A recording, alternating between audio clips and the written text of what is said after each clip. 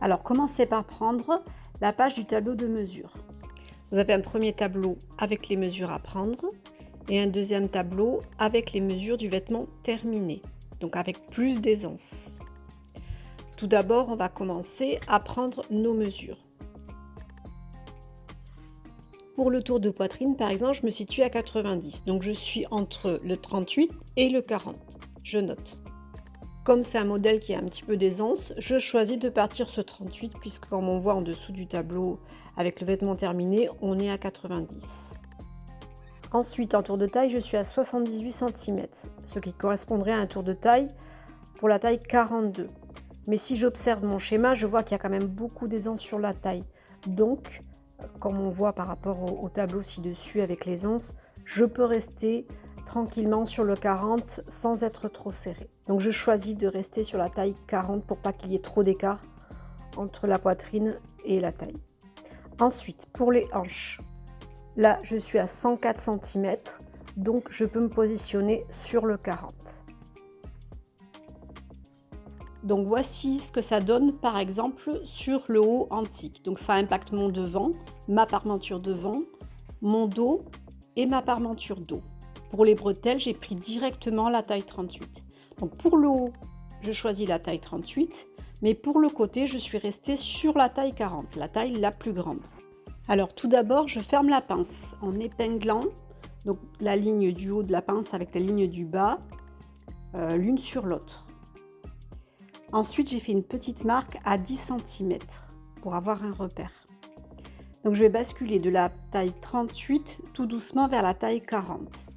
Pour ça, je vais prendre un pistolet, voilà, c'est cet outil, et tout doucement, je vais venir chercher ma courbe. Donc je me cale déjà sur la taille 38 et je vais progressivement chercher mes courbes pour avoir quelque chose de doux qui va vers la taille 40.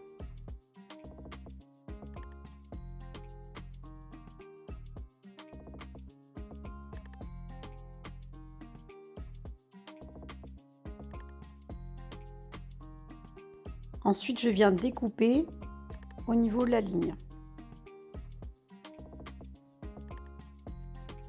J'ouvre à nouveau ma pince en enlevant les épingles et je remets tout à plat.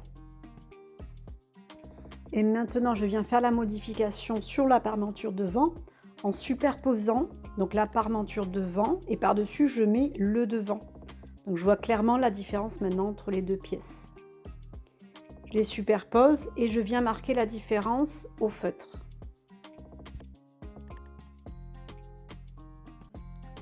Ensuite, je n'ai plus qu'à refaire ma courbe au pistolet.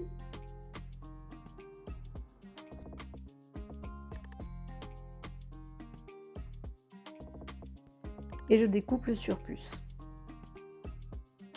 Maintenant, je vais venir reporter la modification sur le dos.